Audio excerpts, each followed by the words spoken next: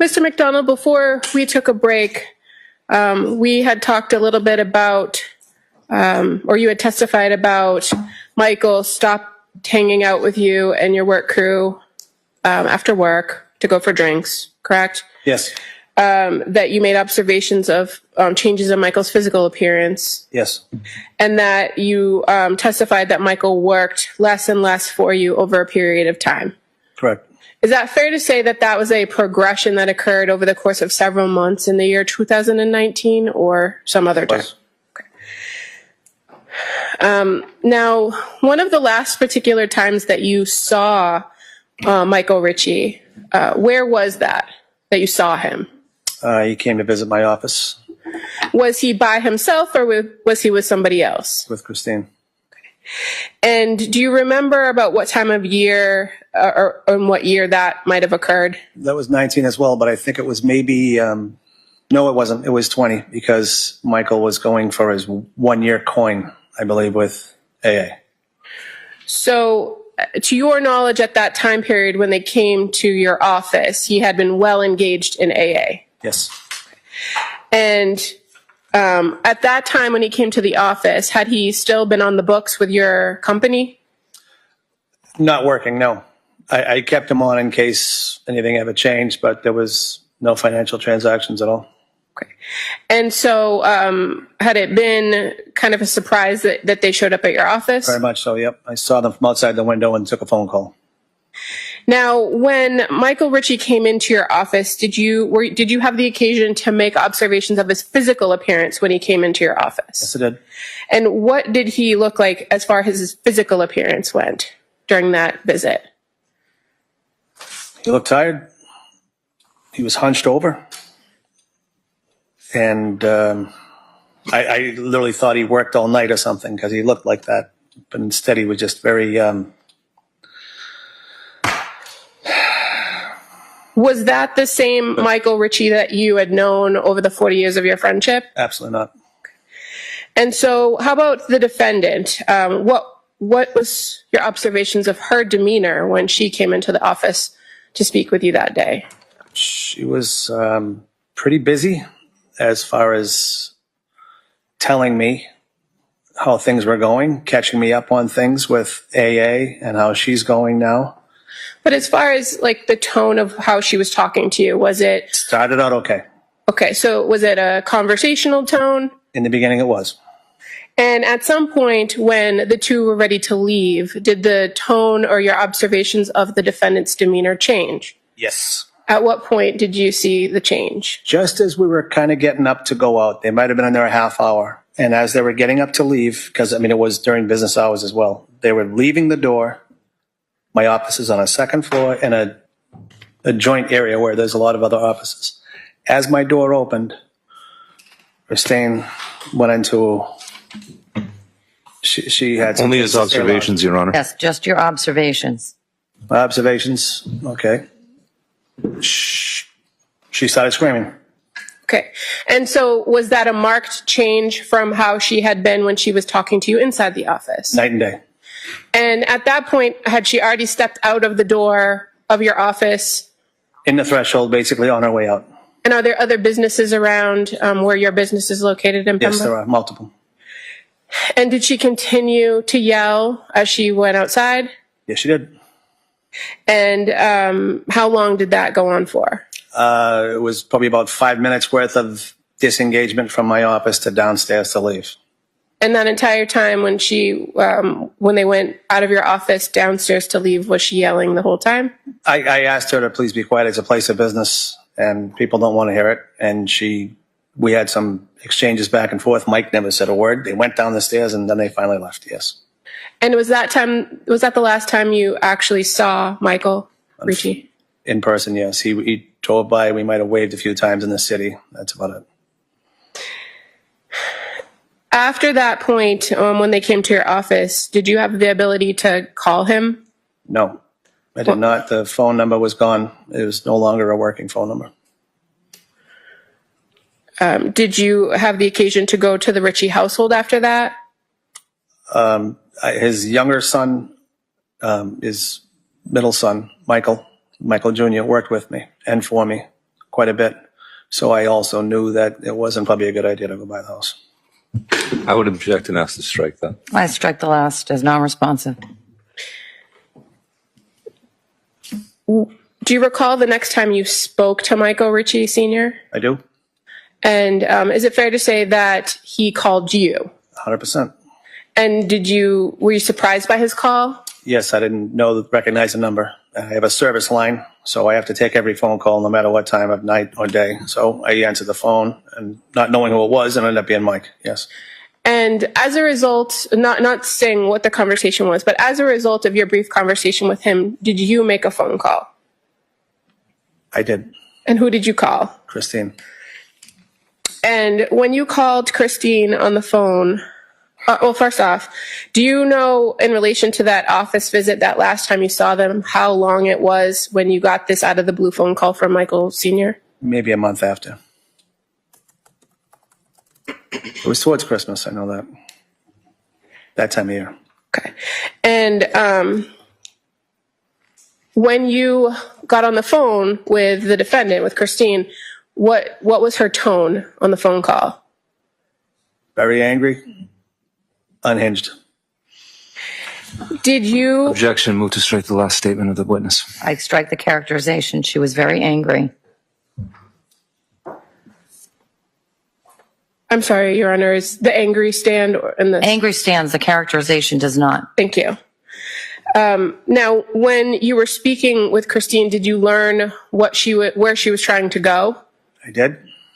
And did you have a conversation with her about where she was trying to go? I did. And do you know who she was trying to find or who she was trying to talk to? She did tell me.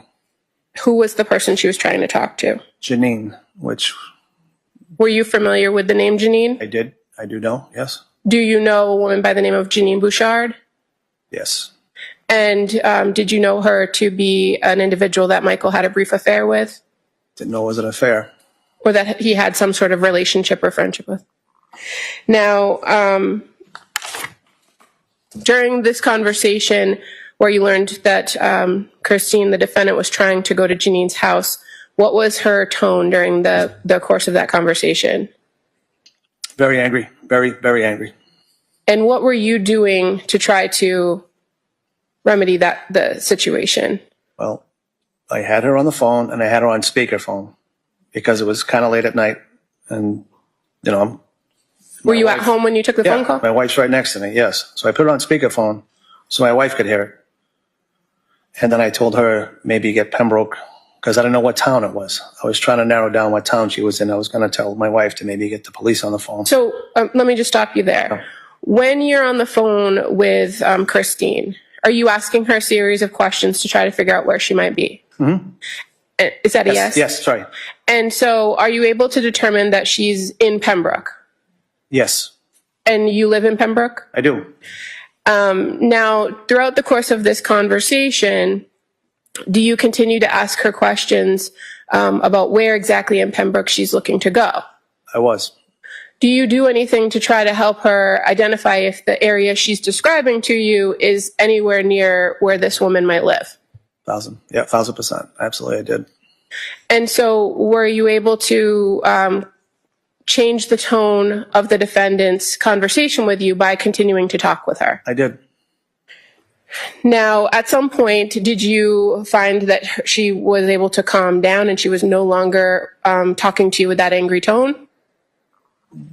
One time, yes, and then it went back the other way, yes. Okay, and so when it went back the other way, you were still on the phone with her? Yes, I was. And did she tell you something she had observed on her drive out in Pembroke that made her change her tone again? Yes, she did. And did it have to do with that same woman or something else she observed? It was at the end of the driveway is what I ascertained from the phone call. I don't know where these people lived. So as she was talking to me, I was trying to figure out where she was just in case we had to do something different.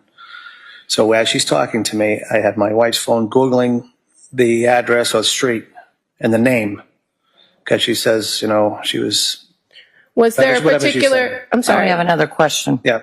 Was there a particular name on a mailbox There that was. she relayed to you. There was. And what was the name? There was two incidents. One was the name Johnson, and she believed that was the person that she was going to see.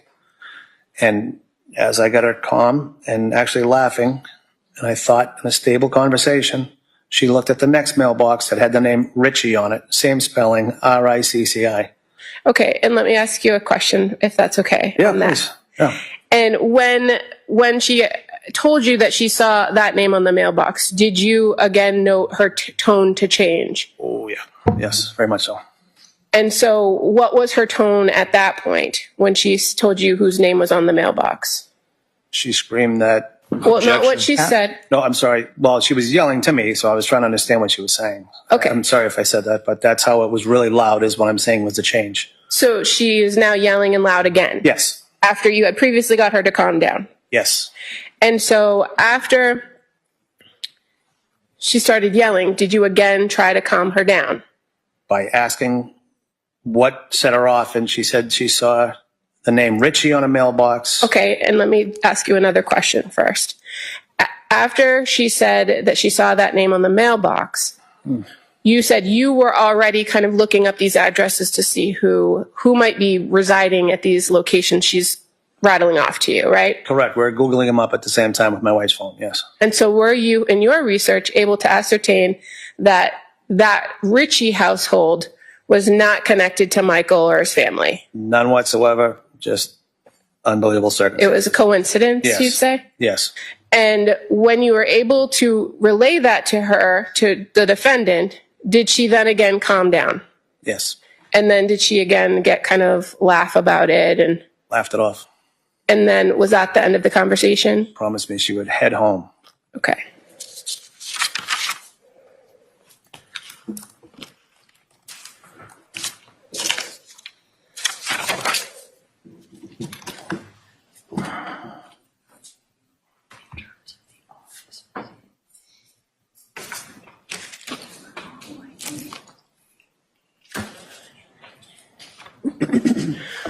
If I could just go back for a second to the office visit that you described. Who would you say spoke most in that visit? Not what they said, but who was talking the most? Christine spoke almost 95% of the time. Okay. And it was just, were there other people in your office at that time, or is it just you and Christine and Michael? It was just me, Christine, and Michael, because I think it was going to be a personal moment, so I made sure no one came in.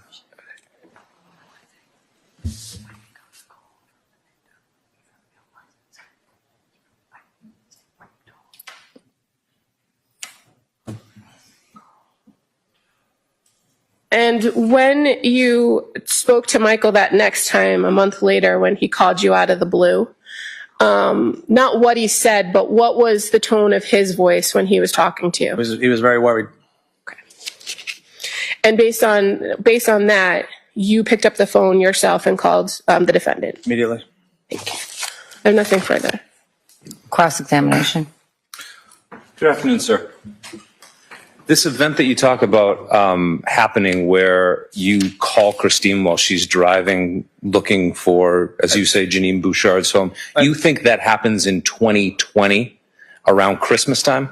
I'm trying to remember, sir. There's a lot going on. I don't remember exactly when it was, but I think it was after that we had that event at the office. So after the conversation that you had, which was right before Michael's 1-year chip. I think he was working towards his 1-year chip, sir, and it was things he had to do to get done. Right. That's So he was why about to have it take his 1-year chip, and this was a step that he needed before then? it was part of the process, I guess. Yes, that's what I was told. Right. So you think that was somewhere around September of 2020? That's what you've... When they come into my office? Yes, that's what you just said on direct? I believe so, sir. Yeah, Okay. I believe so. So this would have been around Christmas time, 2020. I know it was colder out, so it would be towards the winter. All right, hold on. You got to give the court reporter the ability to take down what you're saying, so don't talk over each other, please.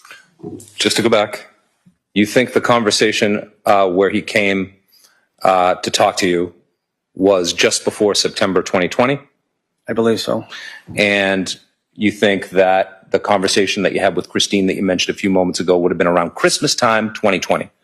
Could have been. I honestly cannot remember exactly when that happened. I think it might have been earlier because I was in before I moved into my new house. So it would have been maybe a little bit, push it back a little earlier. Okay.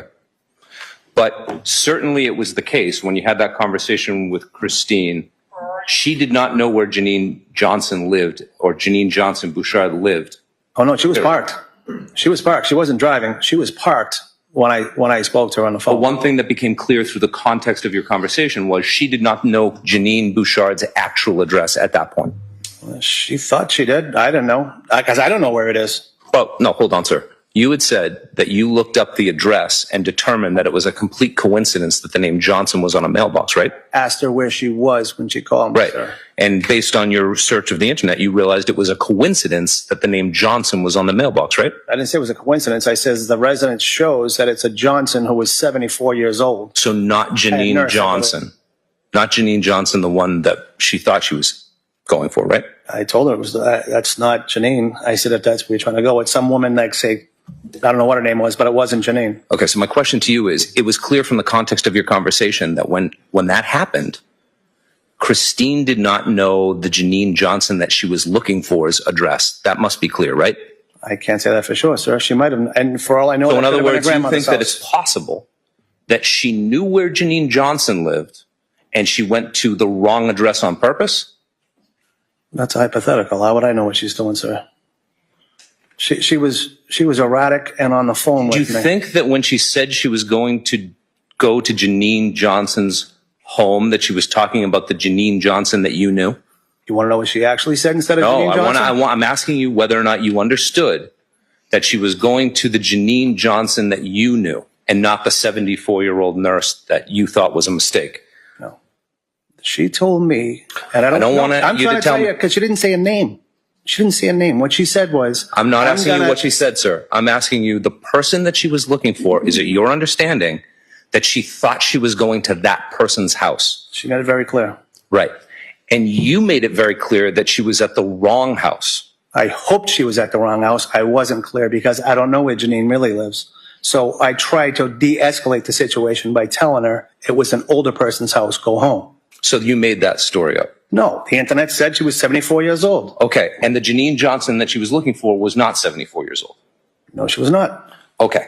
So from that, can you infer that at that time she did not know Janine Johnson's actual address? Objection. I can't. Sustained.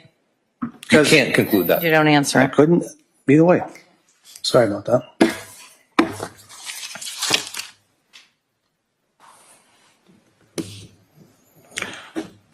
I know you don't know the precise year and time in which Michael stopped working for you, correct? It's true. But you do know that it was immediately after he came and had a conversation with you about leaving his family, right? It was shortly thereafter. After that, yes. Right. So, and there was only one time that he was going to leave his family as far as you know, correct? He had the discussion that day. Right. And that conversation was followed by you learning a little bit after that that he got sober, correct? I did find out he was going to, and yes, he was doing therapy, I believe, yes. And after the conversation where he told you about getting sober, I'm sorry, about leaving his family, he went home to his family and he took some time off work at MCC, didn't he? For a little while? Yes. Try to straighten things out? Yes. And that was at your recommendation? Everybody's, yes. And then after that, he never really came back to work for you after that, right? He did. He came back for a bit. For how long? I'd say over about 60 days worth of back and forth. Okay. Yeah. So, Maybe a little longer, but it was probably about 60, 90 days. do you remember talking in front of the grand jury in this case? Yep. That happened about close to 3 years ago. 3 or so years, yes, sir. Okay.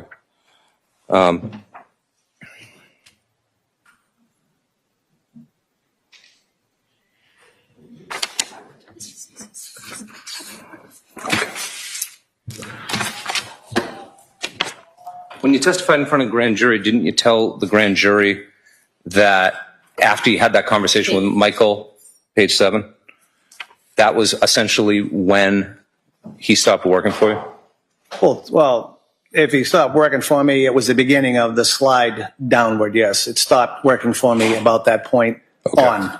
But it was a slow decrease in work time. Okay. You found out almost immediately that he was getting sober, correct? Immediately thereafter? A couple weeks thereafter? No, I didn't. Did you find out like a month thereafter? How long was it?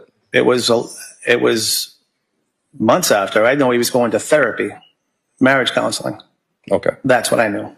Months after that, at a wake, a friend of ours who was in AA mentioned he's seeing Mike and he's doing good there. And I said, that's great. I'm glad. Okay. So you don't find out for a couple months. He doesn't tell you immediately that he's in AA. You have to find out from another person. He wasn't around a lot after that, sir. Okay. So he wasn't working with you that much. He was after working that. with me, but he has his own truck. He goes to his jobs, then he goes to the fire department directly after or before, depending on what his shift was. And he would take the truck home in case of service. So it wasn't like we interacted a lot. In fact, he made it a point not to interact a lot. Okay. You agree with me that by the time he gave back the truck to you, he'd already been not working for you and not coming to MCC working for you for several months. Is that right? There might have been a day or two in between, but yes, most of the time he was not. His schedule was pretty busy. So when he gave back the truck, he had already not been working with you for several months. Like I say, it's a hard timeline for me to say how long it was, but it was over a month. Over a month.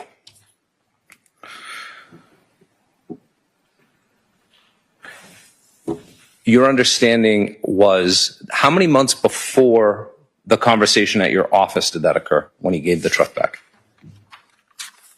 Once again, it'd be hard for me to nail down that exact date for you, so it's hard for me to figure out what it was, but it was after, obviously it was well after I had the truck back, because they were still doing counseling. And if I remember right, she said I'm not asking you what she said. Well, I'm trying to get a track of like what event she was talking about to give you an idea what time frame it was. And she was talking about they did a trip together somewhere or something like that. It was after they went away. So Would this be the renewal of the marriage vows? don't know what it was. I wasn't Did she there. tell you about going to Hawaii? She mentioned that they went to Hawaii. And so that would have just happened at that point. Can't say I was trying to catch up on a lot of things when she got to my office that day. Okay.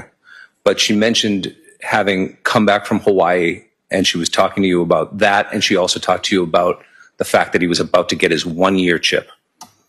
No, she was mostly talking about herself and doing psychology or some training, and that she was diagnosing Michael as having... Objection, Your Honor. Non-responsive. I'd ask to strike. That's why she Strike. can't. I will Everything strike. past the no. She was talking about herself and psychology training. That's it. Everything's stricken after that. You came to find out somehow during that conversation that he was about to go for his 1-year chip. Just said this is what I was told, things he had to do to work towards a goal. After the fact, talking to other people in the program, they told me there's steps you take, and that's some of the steps. He made it clear he wanted to hug it out on the way out and apologize if anything went crazy near the end. Okay. I want to talk to you about that. Did you understand that was called an amends conversation that he was having with you? If that's what he was having, that's what it was. I couldn't tell you exactly. It wasn't much conversation. Okay. But the point is that conversation happened. The amends conversation happens at your office. That's a couple months after anyway, the return of the truck. That's your timeline. I mean, No, I'm asking you. Once again, I can't pin down the date, so it was after the truck was returned. Do you think it was a year after, or do you think it was just a couple months after? It was less than a year. It was less than a year I after. have to say so, yeah, because I couldn't have the truck out without someone working in it that long. Okay. All right.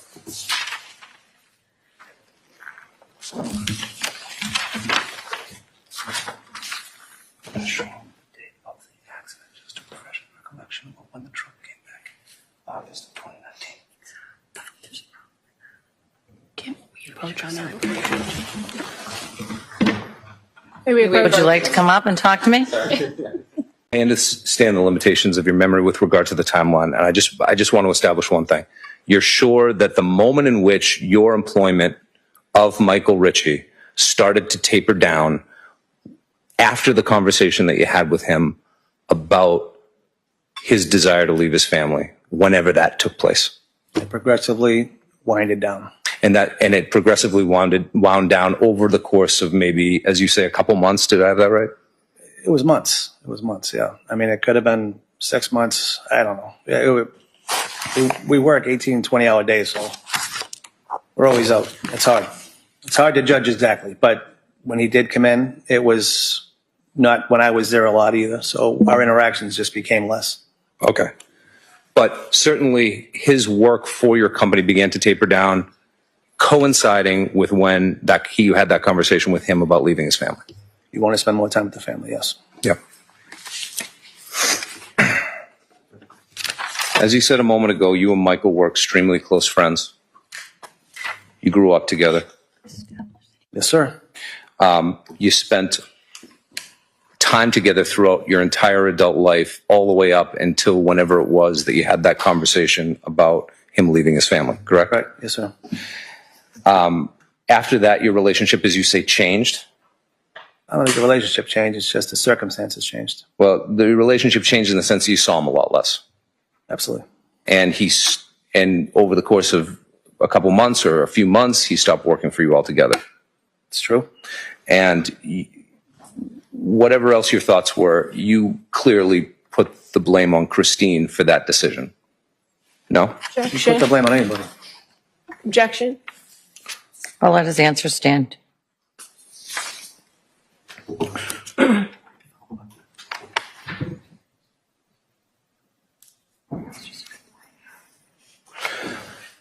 At the time that Michael left your employ, was Michael Jr. already working for you, or was that a few months later? He was working adjacent to us for another company, sir.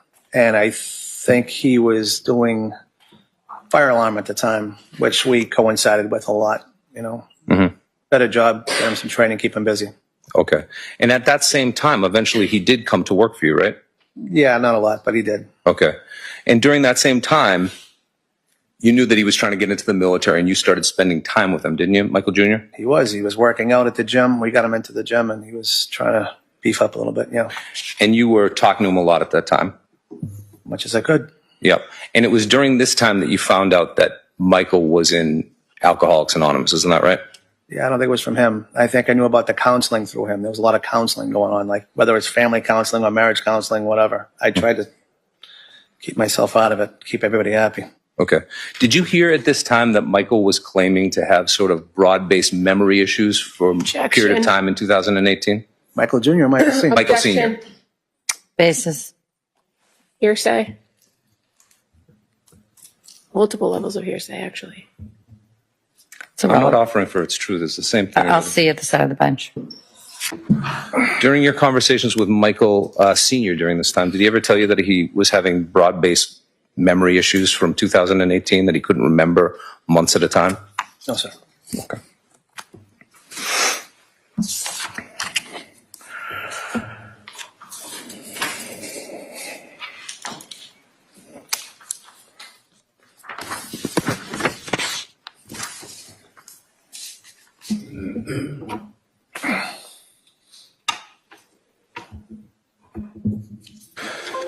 You mentioned that at your business, on Thursdays, it was a tradition to go across the street and get a couple of beers. You called them Thursday. Is that what you called it? Well, it was actually with another guy that I used to do it with, an old friend of mine, but the guys would kind of smooch over and try to get free food off of me. That's what we used to do. So you guys would go over drinking on Thursdays. And you didn't go... Not everybody drank, but we'd go over and get food. Okay, at a bar. Yeah, it was a pizzeria and bar, yes. Yeah, the British Beer Works? Right across the street. Yep. Okay. And would the guys, when you would hang out and have those talks about the problems of the world that you described earlier, would that be in the bar area, or would that be at a table where you get pizza? No, we'd sit at the bar. We'd never had a table. There's usually 5 guys or 6 guys or 7 guys from work. So you're sitting at the bar? We'd probably sit at the bar, yes. Yeah. And drinks were ordered during that time? If someone was having a beer with their pizza or a soda with their pizza, it worked both ways. Not everybody was over 21. Would you always get a drink when you went to the bar with the guys on Thursday? Not always. We have a service company, so some guys have to maintain. Okay. Other than the Thursdays that you would go over to the BBC, there were other days where the other employees would also go when you didn't attend. Isn't that right? I'm sure they did a lot of things I don't know about. Okay. On days they wanted to, yeah. Right.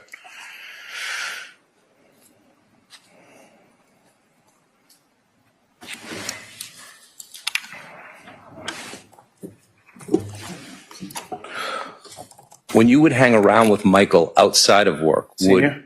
Yes, Michael Sr., would it often be the case that you guys would have a couple of beers when you would hang around? What's the time reference you're speaking of? I'm talking about prior to when he told you he was leaving his family, when you were hanging around with him a lot. On occasion, but we were the older guys, so it was not as easy as it used to be. We always had to work. So if we did, we'd have maybe lunch or a pizza or a burger. Pretty much that was it. We both had things to do afterwards. Right. You guys would go fishing together, wouldn't you?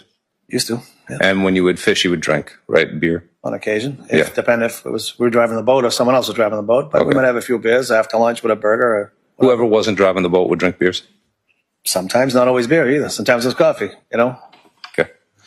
And when you would go over to his house, oftentimes alcohol would be served? I think everything was served, sir. I personally brought more sodas and juice boxes to that house and beers than anything, yeah. Anytime with a cookout.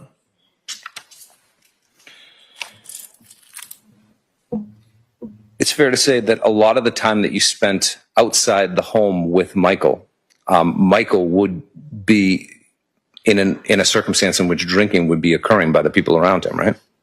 That was part of his social life. No, I wouldn't say that. You wouldn't say that. No, I wouldn't.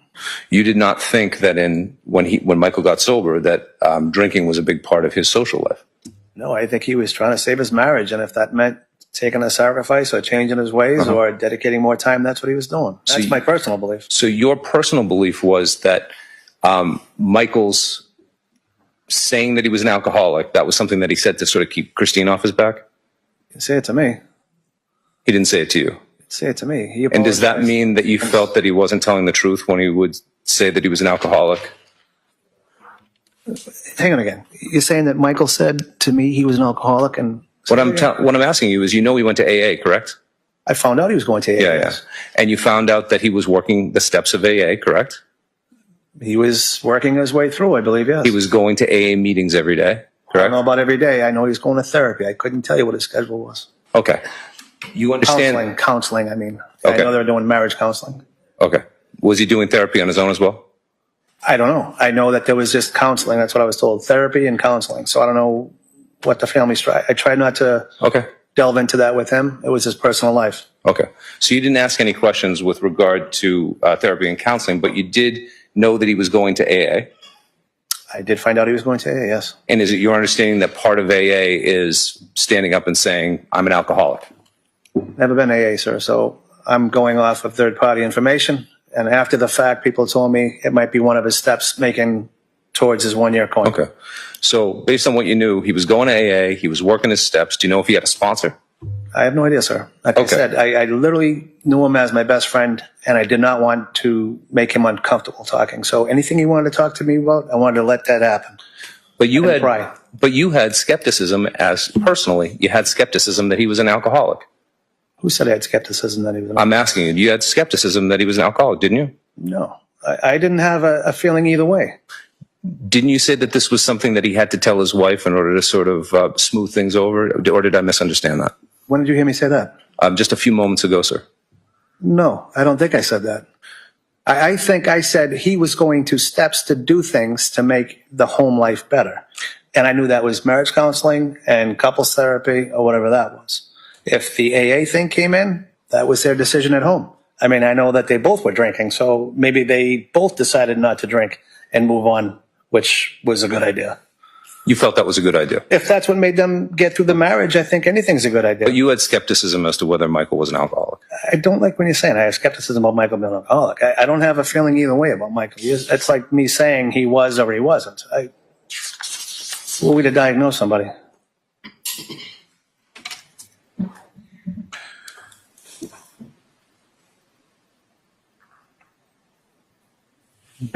You agree with me that when he came to have that meeting with you at his office, you didn't get any notice that he was coming, correct? You're talking about the one at my office? Yes. When he came, which meeting? When he was with Christine or when he came alone, sir? I'll talk about the one where he came alone before. That was like more than a year or more before that, right? He called me, asked if I could meet him at the office. I think it might have been an off day, maybe a Saturday or something like that. This is when he wanted to tell you about him maybe leaving his family? He did. He wanted to talk about some personal issues, and he said if I had a couple of minutes to come by the office, he'd like to talk. So I did. I lived 10 minutes from the office, so I shot over. Okay. Now, when you had that conversation with him and sat down at his request, did you have any indication that this was coming in any way? Nope. Wasn't there an event in which you said a moment ago that you have GPS on all your cars, correct? All your trucks? Yeah. Wasn't there an event earlier that very week in which you noticed that your work truck that he was using was at an address in Pembroke overnight? I don't recall that, sir. The only time I would use the GPS, honestly, is if they was out and I had to know where they were in the city so I could relocate the guys to another service call. It was me kind of keeping an eye on it. And then I had, I think I had an insurance discount because we had GPS in trucks. So you never remember having a conversation with him about Janine Bouchard before the conversation in which he called you and said, let's meet at the office. I want to talk to you about something. I remember having a conversation with all my guys about the trucks because we had another employee make a very bad move in a truck and got into an accident.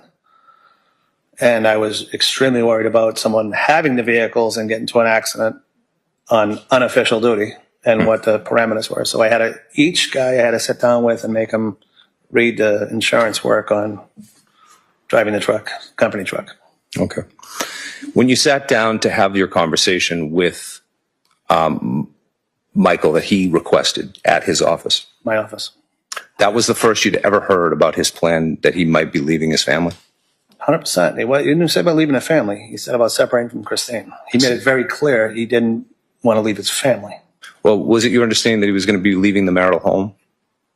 I don't think he had really a good plan at all, actually. That was the whole conversation. I think he was throwing it out there at the wall and saying, and I didn't know it was that bad at home, so I didn't really, it kind of hit me. I was surprised myself. Okay. Was this sort of like, you better think this over kind of conversation from your perspective? I did what I hoped someone would do for me. Sit down and talk about it and lay out some scenarios and make you think real hard about making a decision. Because you wanted to encourage him to maybe stay at the family home, or did you not take a position in that regard? I basically said I'm going to back him like I've always done. He's been my brother and he's my family. But he also knew that I told him forever I'd take care of his family, just like two friends would do. Mm-hmm. So, of course, I was looking after the benefit of the kids and them, but mostly what the effect would be on the kids. And that was our conversation. It was clear through that conversation that he had no idea where he was going to be sleeping that night, right? I did try to put some reality into the situation, saying if this is where we're going to go, just understand you're going to have a lot of steps ahead of you. Like, we have to think, what are you going to do? You're going to be able to stay home? Are you going to have to live somewhere else? Firehouse, the shifts, We try to lay down the plus and minuses of everything when we spoke. Did you, in your conversation with him, learn about Janine Bouchard at that point, or did you not learn about her at that point? No, it wasn't. The conversation was because I asked him some pretty blunt questions, and I got some pretty blunt answers. There was a lot going on between these two that I didn't know about, and I was a little uncomfortable, to tell you the truth, listening to it. But my question to you is that you didn't find out about Janine Bouchard during this conversation? No. Okay. Did you at some point find out about Janine Bouchard? Yeah, it was a conversation that we just previously spoke about when I had her on the phone. That was the first time you'd ever heard about Janine Bouchard? That's when I knew it was more than just a rumor. Before that, you had heard rumors? Not much, just enough that I hear something and I don't hear. I don't pay attention. Like I say, I stay out of people's lives and their businesses. But I did hear things, and whether you believe it or not, who knows? Okay, did you ever talk to Michael about the rumors or no? No, I didn't. Okay.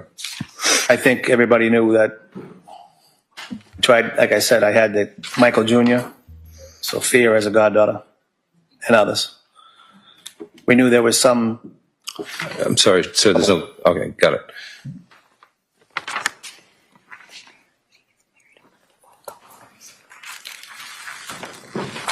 Do you remember that the conversation that you had with Michael about leaving his family was about maybe 2 months or so after you yourself got married?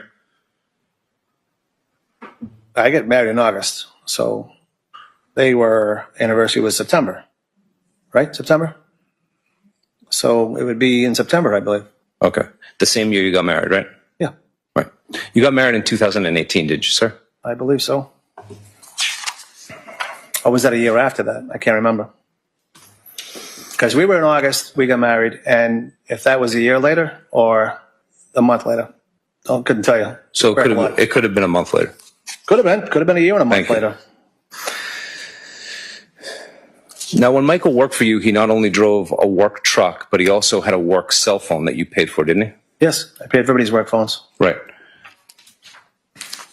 And after he stopped working for you, just like he got his own truck, he got his own cell phone, right? I believe he was no longer asked to talk to me. I'm asking you whether or not he stopped using the company cell phone It was sometime after he stopped working for you. a little bit before that. Actually, it stopped being answered. Yes. Okay.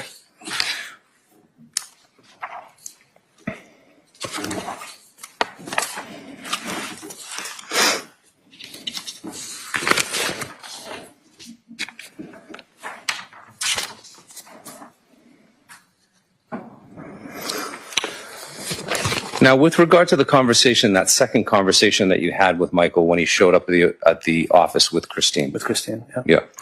Yeah. Did he tell you that he was there to say sorry for some things? He didn't say much at all until the very end. Okay. Do you remember telling him that you didn't need an apology for anything? I did say that. Right. You understand that, for example, in Alcoholics Anonymous, someone could need to make amends for themselves and not just for the person that they're saying sorry to, right? You assume I understand the process. I'm asking you. I don't. I didn't know, and I still don't know. Okay. I just told him he didn't have to apologize to me for anything. He's my Right. best friend. Right. Did it occur to you that someone who was struggling with alcoholism might have shame about things they did when they were drinking? Did not occur to me because I have the same answer again. A brother doesn't have to apologize to me. Okay. But do you understand that he may have felt it was necessary to apologize to you, even if you didn't want to receive an apology? In Objection. hindsight, that's easy to say. Sustained.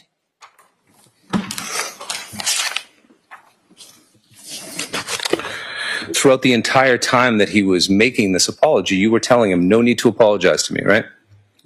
You're making it sound like it was a long apology. It was at the very end before they walked out the door. It was a 2-minute conversation. It's the only time Mike looked up from being hunched over and spoke. And he said he was sorry. He actually just got up and like that's like he wanted a hug. Mm-hmm. Did he have some prepared words to speak to you? No.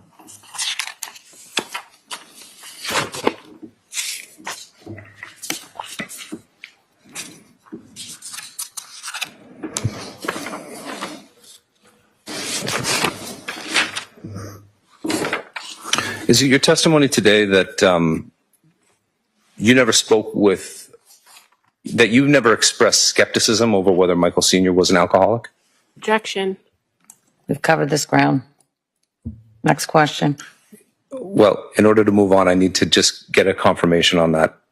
I listened to her, so you No, tell I me. understand. So my question, I guess, is, for my next question, do I understand correctly that you never talked to Michael Sr. about your skepticism with regard to his alcoholism? You're saying that again. I don't understand why you're saying my skepticism of Michael and his alcoholism. Like, you're going to have to make this a little more clear. You're saying that I was a skeptic of him, Well, didn't you or tell I'm not a skeptic of him. Like, Well, didn't you tell grand jury that you all he did was drink beer and you drank scotch? no, I did not say all he drank was beer and I drank scotch. I said when we had a drink, if Yeah. we went out, I wasn't a big beer drinker. I would have a scotch. So I wasn't around all the guys on the other side. I had my own little thing, my one and out. So you're not saying that Michael only drank beer? I'm saying Michael preferred beer, and I preferred a scotch. That was what I said. That's how it was.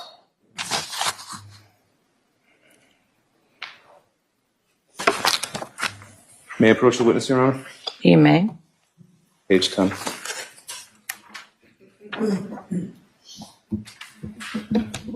Is it your testimony, sir, that you never expressed an opinion that Mike was a heavy drinker or not? I mean, he had beers. He could have a bunch of beers. I had a scotch. That's, if we were on his backyard having a grill, it'd be the same way. Do you remember being asked during grand jury, did you know Michael to be a heavy drinker? Do you remember being asked that question? No, I don't. Okay, may I approach her? You may. I'll show you the transcript. Yep. Recognize your name there. Yeah. Turning to page number 10. You were asked, Where? did you know Michael to be a heavy drinker? Did I read that correctly? Yeah. No. We would have beer together, you know, like Thirsty Thursday, we called it. Like Yeah. after work. Yeah. We'd have like an informal argument session where we talk about work and, you know, solve some of the world's problems over a 6-pack of beer, that kind of stuff. And did you know of Michael to be into hard liquor or anything else? And you said, no. In fact, it was the opposite. Because he would always sit down and I would always sit down and have a good scotch. And these guys would always, you know, have beers. Correct? 100%. Yeah. Yeah. And you said that because your point was you didn't think Michael was a heavy drinker because all he did was drink beer. That's not what I said. That's not what you meant to say? No, you're putting words in my mouth. Mike was a heavy drinker because he had beers. Mike decided to have beer. Some days he would have a Coke. Some days he have a ginger ale. But if we were out to have a taste or a drink, Mike would have a beer. He only had beers. I had, like I said, usually a taste of scotch. Okay.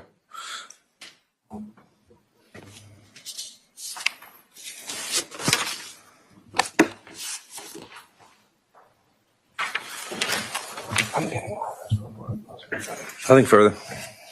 Redirect. Briefly.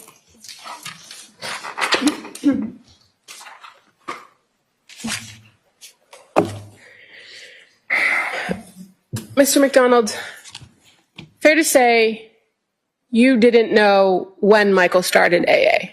Did not know. Because he never told you he went, right? He went silent. You heard from other people and kind of put the pieces together? Mm-hmm. And Yes, it was, sorry. when you were just asked about being asked if Michael was a heavy drinker, would you observe Michael when he would drink beer, if he drank beer when you guys were out? Yes. Did you have any concerns about his level of intoxication on those times that you were with him? Oh, Mike held himself well. He wasn't sloppy. He didn't show like he was out of control. And you were asked on cross-examination about memory issues. Did you, in your time working with Michael Sr., ever observe him to have struggles with gaps in his memory? No, I didn't. In fact, he was actually doing better as the last couple of years we were together. And you were asked on cross-examination about the meeting that you had alone with Michael when he called you and asked to meet you at your office. You recall that line of questioning? Yeah, I remember going there, yes. And you indicated that you kind of weighed the pros and cons with him. Tried to, yeah. And about, what it would mean for him to leave and get separated at that time. Yes. And fair to say, you at that point were close with the defendant as well. The whole family. And the kids were of a huge concern to you. 100%. And so you, in weighing the pros and cons with Michael, were talking out with him the bigger picture of what something like this could do to his family, correct? 100%. And did you later learn that he decided to stay with the defendant? Yes. You were also asked about a cell phone. So you said Michael had a work cell phone. Yeah, I bought all the phones for the guys. Everybody in the company, I paid for the work phones. And you indicated that a lot of times Michael would get called out to help out with service calls, even when he was only working with you sporadically. Yeah, 100%, because sometimes the guys were wiped out or they had to be somewhere else the next day, so Mike would pick up the slack if we needed it, yeah. But did you know him to have another phone that was his own personal phone? No, I did not. So was that work number the only number that you had for him? It was. Did you know them to have like a landline at their house? They did. And were you able to reach him on the landline after he stopped communicating with you? No, I did not really call the house much after he decided to work things out with Christine. She spoke a lot to my house. She called my family a few times, my wife. And that was about the extent of the conversations. We didn't really communicate much. We figured Mike was separating and doing his thing. Okay. When you turned off the work phone because he wasn't working for you anymore. I can't remember if I turned it off, though, or if it was just like all done and it was no longer mine. Like the communication was made pretty clear that wasn't very...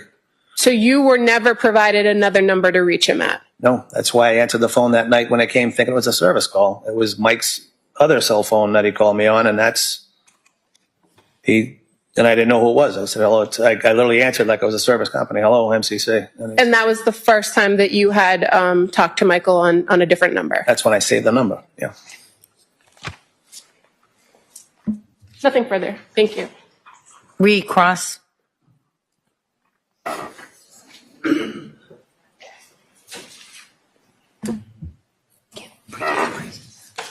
Nothing further.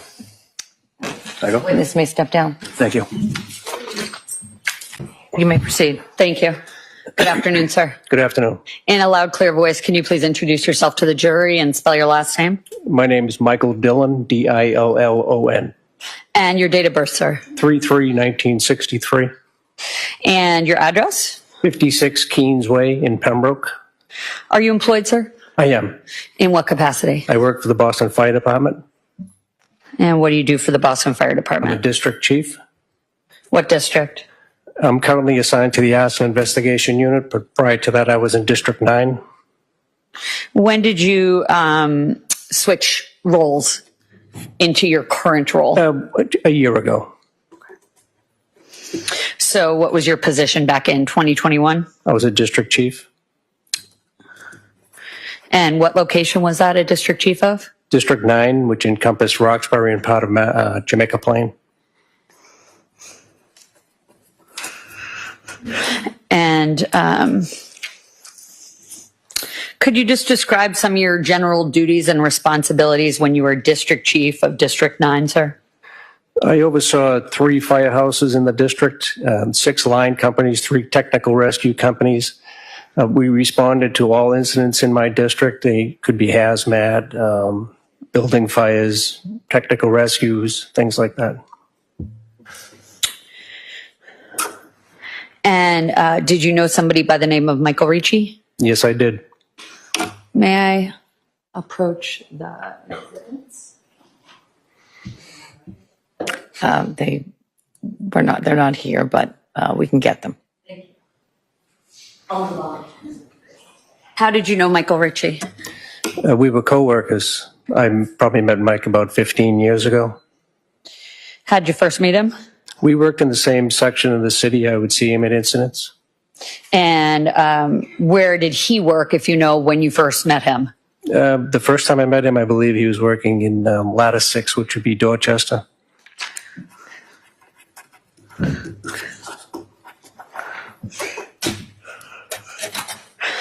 And can you just describe, actually, let me.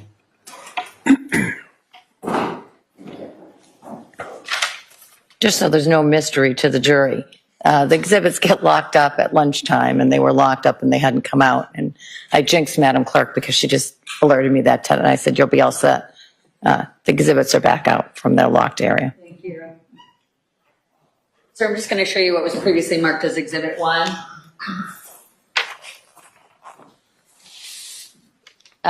Do you recognize that photograph, sir? That's Mike Ricci. Thank you.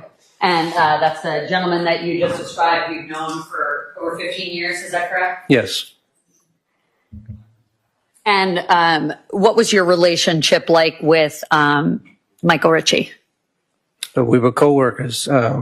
So when I first met him 15 years ago, we worked in the same district, basically. And about 12 years ago, I started working in the same firehouse as he.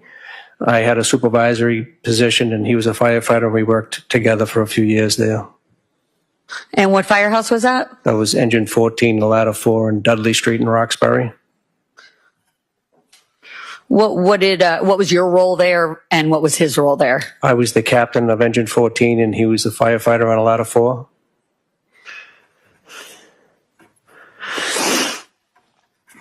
And aside from your working relationship, did you have a friendship with him? I would say we were work friends. I didn't socialize with Mike outside of work. I would see him at retirement parties and things like that, but that would be it.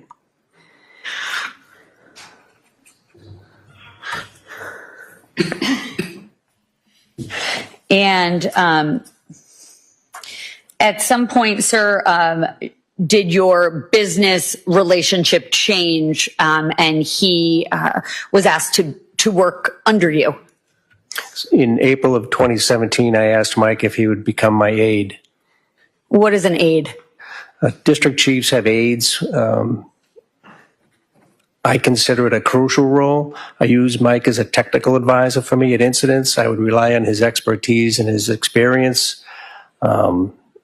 He would do day-to-day administrative functions for me. He would take care of the equipment we were assigned. But most importantly, I would rely on him at an incident to let me know if it was progressing properly, if we needed more resources.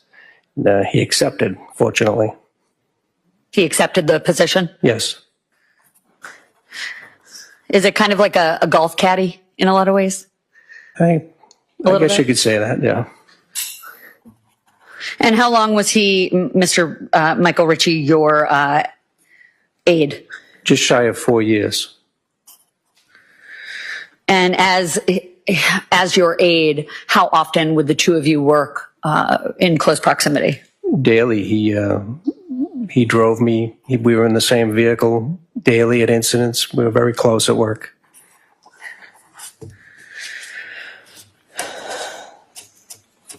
And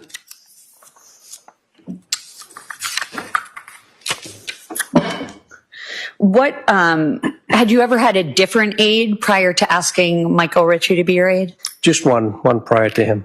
And what kind of criteria do you use to select or decide who becomes your aide, sir?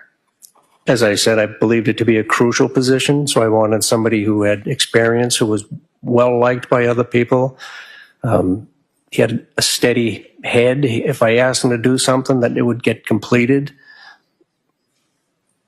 I wanted somebody who was, I could look to, who was very responsible, and I thought that was Mike.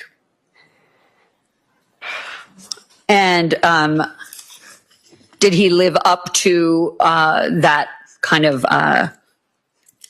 to that criteria? I believe he exceeded that. How so?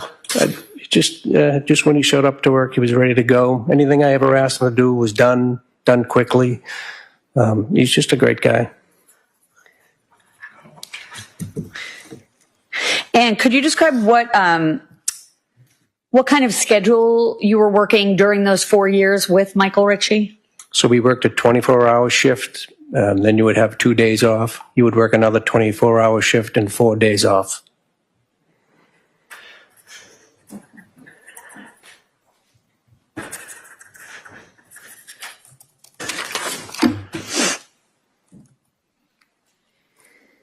And when was the last time you worked with Michael Ricci? That Friday before his death.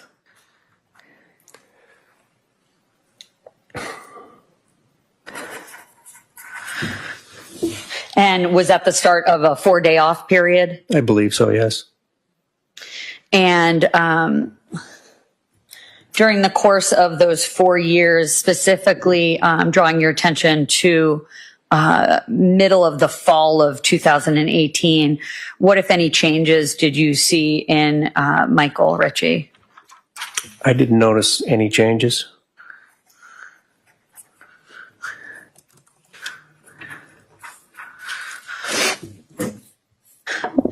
And drawing your attention to the middle of 2019, what, if anything, drew your attention with regard to any injuries he had on him?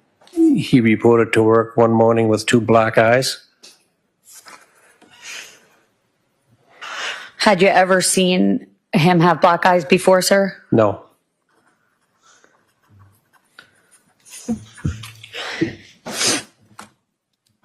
And how was his demeanor that day when he came in with the two black guys? I would describe it as somber.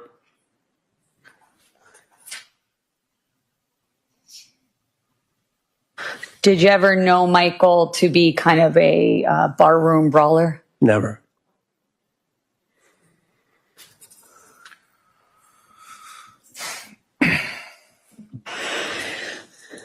And was that the only time you saw Michael Ricci with injuries, sir? No.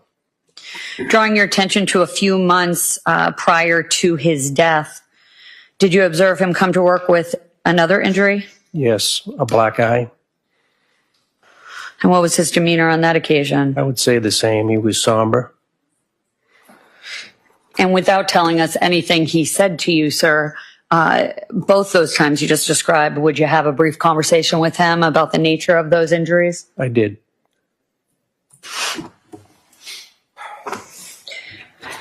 And drawing your attention to 1 week before Michael Ricci's death, again, without telling us anything he told you had happened, what, if anything, did you observe on his neck? He had scratches on his neck.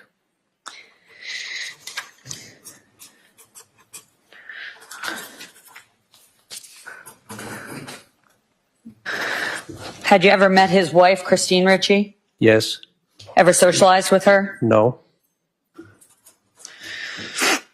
Drawing your attention, sir, to the last day you described as working with Michael Ricci, which would have been the Friday before his death, who, if anyone, came to visit him at the station? His son, Michael.